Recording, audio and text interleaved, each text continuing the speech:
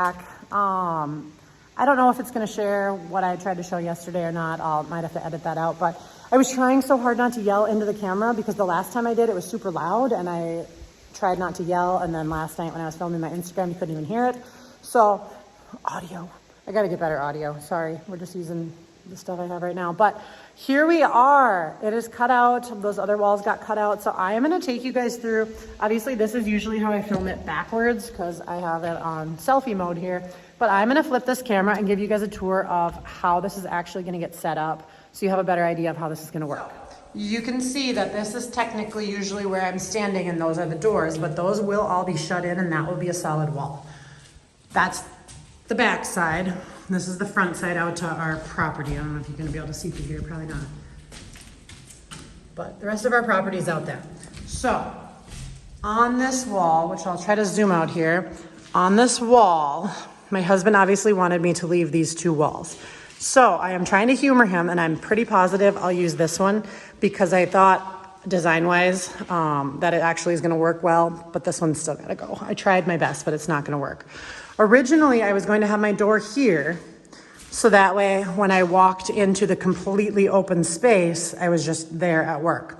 However, now that we're leaving this wall, I think I'm gonna center my door on it. So when you come in, the first thing you're gonna see is this, and obviously the shipping container is the cool part about this build. So I'm gonna integrate that. This wall will stay and it's gonna get painted black and it's gonna be super cool corrugated metal. And my thought process is when I frame in with these poles, because I still want that extra support, I'll just wrap those poles in wood, have this really cool black corrugated wall with my logo on it and like an entry table and things like that, because it's gonna be bougie. I want it to be like a nice, I come to work and it's fancy just like I feel like I like it, because that's more motivating to me than just like, meh, I'm in a shipping container. So we already all know this is gonna be bougie AF when I'm done. But that's my thinking. Is this gonna be like my entry with my like welcome logo? Have you ever seen like fancy law offices, how their like logo is front by the front desk? Like that's what this is gonna look like with my little entry table. And originally I wanted my stairs back there so they were out of the way. But I'm thinking for now, this will be my office space with my desk and things like that. In the future, once I have an upstairs, my desk and stuff will go up there. And I think this might be like a client waiting. Obviously that looks way bigger because I'm zoomed, but here's one-time zoom. It's not massive, but it's a good amount of space.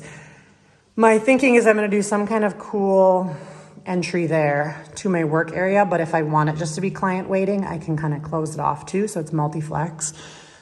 Then I thought, well, then obviously I need to put my stairs right here because then my clients don't need to walk into the workspace. They can come directly up to the office and things like that. That'd be for like custom orders, wholesale orders, any kind of client meetings I need to do.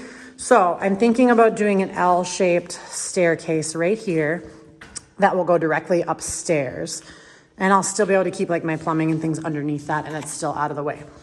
So basically you would walk in and my plan here is that on this wall here, I'm going to have an L-shaped workspace. So it's going to be like the prepping, the pouring, the trimming, the labeling, the packaging, all in a row. So I can just wheel my stuff through the process. And that's why this wall needs to be gone, because when I am going to ship and package orders, I want this. I don't know if you've ever seen the big like packaging peanut balloon thing. It like hangs from the ceiling and all your like shipping materials can fall and you can put them right in the boxes. It's super efficient. Anyway, I'm going to be building kind of up on some of this stuff because I would like to automate this process. And here, this wall being in the way kind of limits my space, because once I have these desks coming out to here, that doesn't leave me a lot of room to wheel stuff, and it doesn't give me any more room to put counter space on the other side because then I have too narrow of a walkway. And I want to be able to move pallets around through here because my front entry is going to have a ramp. So if I do need to move pallets and materials in and out, that I have that space to do it. So needless to say, this wall's got to go. I'm still going to be putting those pillar framing in just because I want that stability. But the wall will be gone and the island that goes there will be on wheels so I can move it as needed. And so that'll be kind of my packaging for orders area, which on this side then would be my inventory wall where I'm going to be stocking my inventory that I use for my online orders. Obviously my other inventory is going to be going into my mobile studio. But for now, this would be inventory area. And as this whole wall is open, then this is gonna be my metal shelving for all my extra materials. Again, it looks really big because I'm on like half zoomed out. This is how big it is. So it's still a good space, but it's not as gigantic as this looks on camera right now. So then this would be all my extra inventory, my shipping containers, boxes, all the extra materials, which is why I wanted the tall ceilings, because I wanted to be able to go up with my storage instead of out. And I already knew I was going to build up my floors and drop down my ceilings. So speaking of ceilings, when I was brainstorming last night while my husband was doing all of the cutting work, he was here last night cutting ahead of time right after work. And then he just left a few pieces tacked in so that it didn't fall. And then when I got here after I was done running errands, we just cut those little pieces, hauled them out. And you can see our scrap metal pile over here. And these are gonna get cut into pieces because obviously we need to weld that seam together. And why go buy steel when I have a giant pile of it right there? So now that we know that that circular saw works really well, we're just gonna rip pieces that are able to be welded down this whole seam. And that should dry it in pretty significantly. But for my ceiling thought is that I have to see, I think that corrugation is the lowest one. So I have to measure. I don't need an insane amount of room for insulation, just specifically because I know I'm gonna build on top of it anyway. So that's not going to be a permanent exterior. For this year, I'm just gonna probably 2-inch insulate it. It'll be inefficient for one winter. But the plan is, obviously when I frame these outside walls, I can set my ceiling framing on top of it to run across. But where I run into a problem is that these are not going to be walls, so I have nothing to set it on top of. I'm actually very glad that he left this bit of corrugation, because when I was sitting here yesterday, I thought, why couldn't I put joist hangers attached here? Obviously, I would need to measure out and kind of equalize a lot of this corrugation so that the ceiling is all the same drop. But my thought process was, I can have it set on top of the wall framing here, come across, and then hang on to these joist hangers because it keeps the ceiling floating. I don't need any support from underneath, and it's directly into the framing of the structure. So it shouldn't move. Granted, I have never attached joist hangers to corrugated metal. I'm gonna have to figure out, obviously, it's gonna have to go in the valleys there so that they both come in almost all the way. And then I'm gonna have to trim around it. Obviously they're different heights right now, so that's gonna have to get figured out. But that was my like late night thought process, was maybe I could just hang them on joist hangers and continue that on this side, hang it, and then frame it. So that way the whole ceiling is flush, it's into the structure, it's dropped, because obviously you can see there's some parts of the ceiling that are dinged and dented down. And the whole ceiling kind of bows up. It's hard to see on these videos, but it does have like a slight arch to it. I assume because when they stack shipping containers, it presses down on it and it equals it out. But that's my thought process with that. So I don't know if it's really gonna work, but I thought I'd spitball that, because then later on you can be like, yeah, it totally worked. She thought of that. Or you can be like, haha, bad idea. But that's where we're at right now. So pretty soon here, I'm not gonna be framing this wall yet, just because I want access in and out still until I can figure out a good way to get my door framed. I have a double steel exterior door. So it's like French doors, double wide, steel, super tall. And I know that people typically get like square tube steel and weld it together and make a frame, because obviously you can't just pop a window or a door in here because of that corrugation. Water is gonna get back through there. But I really don't want to be welding steel channels because I'm getting really sick of metal. And I also don't know how to do that. So if I can find somebody local that can make that for me, which there's a couple places in town that I think the guys could probably do it for me. It's just a square. And they could maybe come weld it in. That would be an option where I would make it easier to mount my door. Otherwise, we'll have to figure that out. So until I have that door completely situated, I am not framing in this back wall because I need all this access back here because it's the only way in. But I can start framing all of these exterior walls and then rip that one out. So that's where we're at right now. Sorry that was long-winded, but now you know my solid plan. You can see what it looks like. Obviously we're gonna get it all dried in and welded together anyway, so maybe while they're here they could just make that for me, but you can totally walk a whole circle around it. Like I said, I could make this work design-wise, but that one's gotta go. All right, so you can see my pile of steel shavings that coated all of these. That's not dirt, that is all steel. So it was super painful getting them in your shoes, for sure.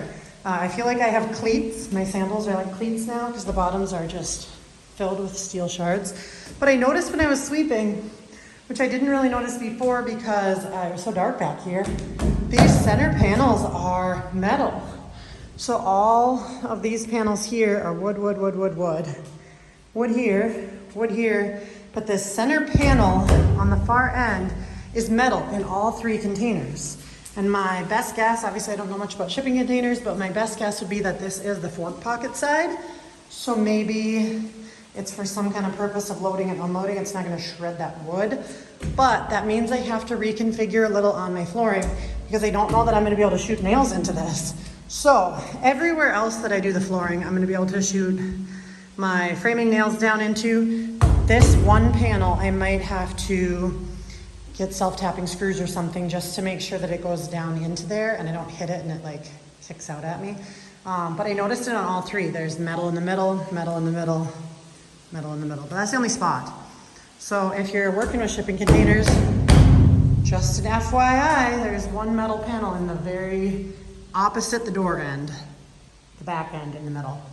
All right guys, today we just picked up all of the stuff for the subfloor and insulation for the flooring. So we got it all strapped up here.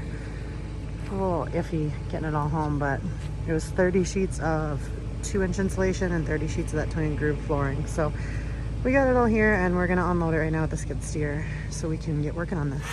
We'll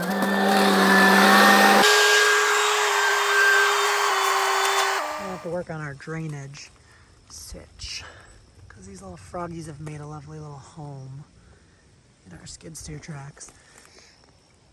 Obviously we're going to be rearranging a lot of this and then digging a drainage ditch and putting some more gravel in so that it flows down the hill over there. Whoa.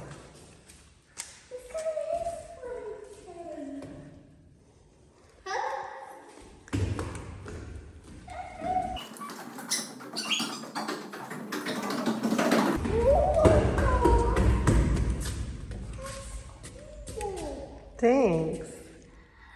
How did you guys do this? We cut those big metal saws.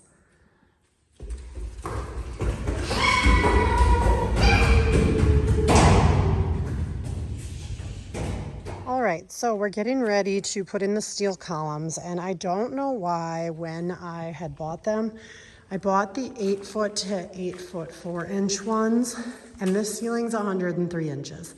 So the longest this goes is 100 inches. And I don't know why I did that.